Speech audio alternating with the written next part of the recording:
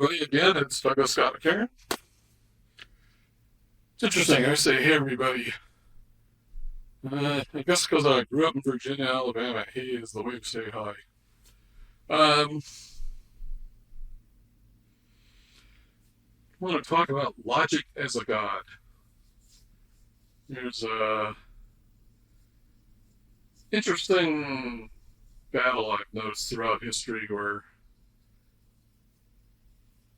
some passages in the Bible talk about the Gentiles being lost in philosophy and not being with God.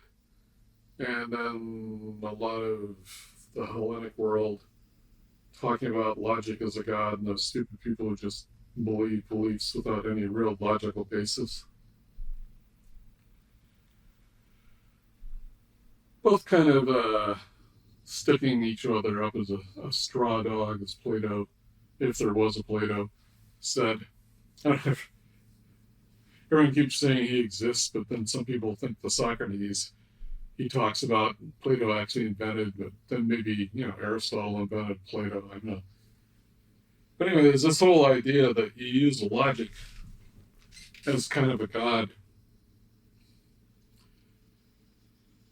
And it makes sense to me because, if you get ruled by your emotions and your feelings, you don't stop and actually logically think about something and work through it, you can go out and do some really barbaric, silly things.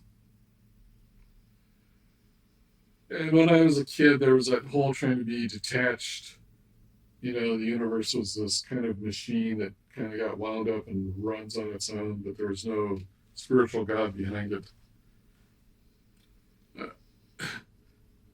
It's always amusing to me that someone has an absolute certainty about that and then makes fun of people who are certain with absolute certainty about their religion.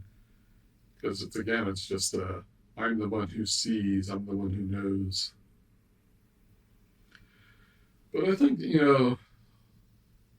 looking at it, I'm a bookkeeper.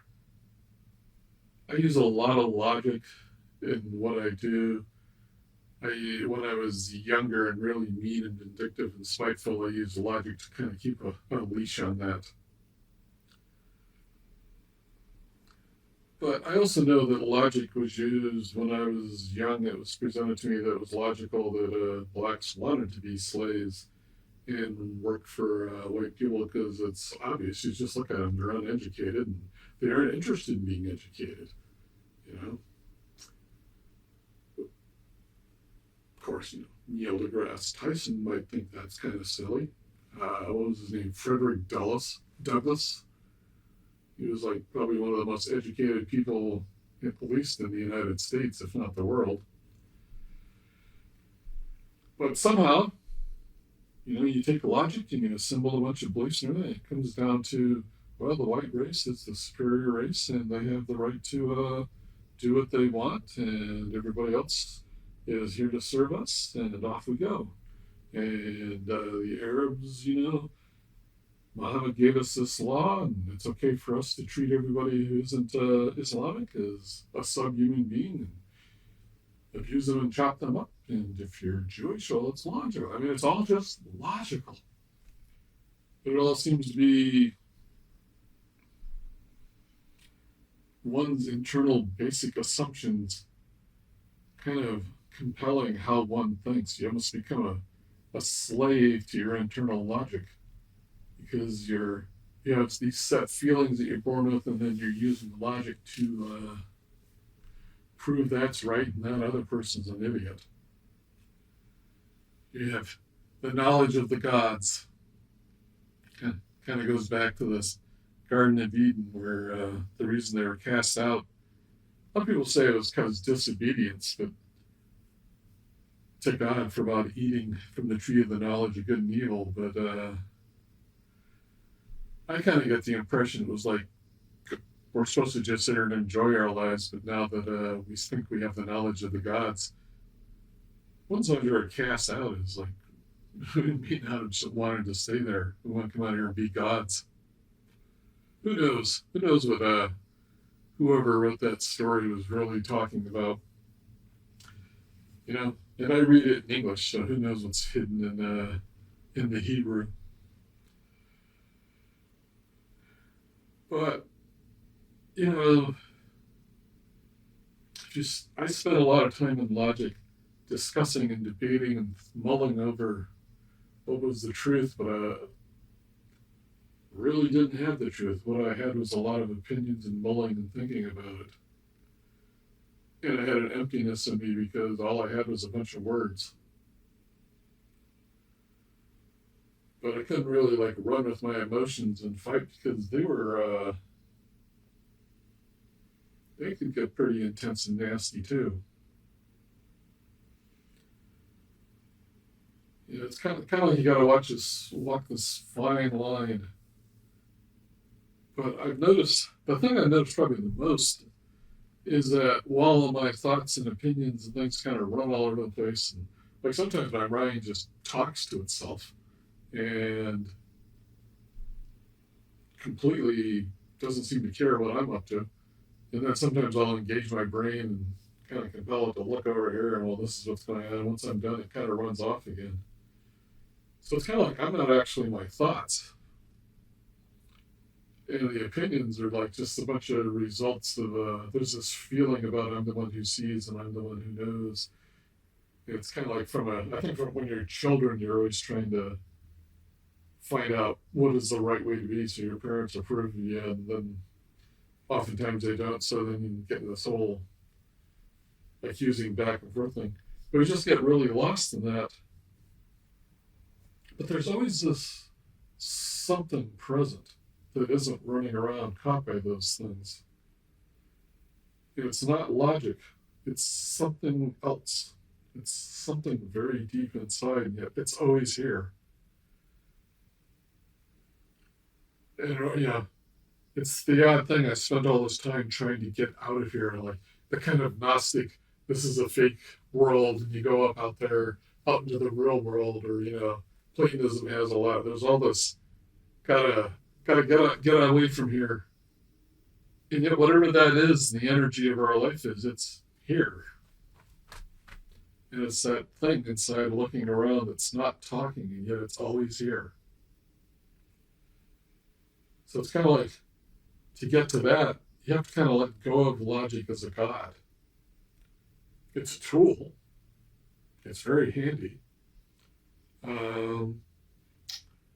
But it's not a god. It's more of a really useful ensnarement that doesn't necessarily talk to you right.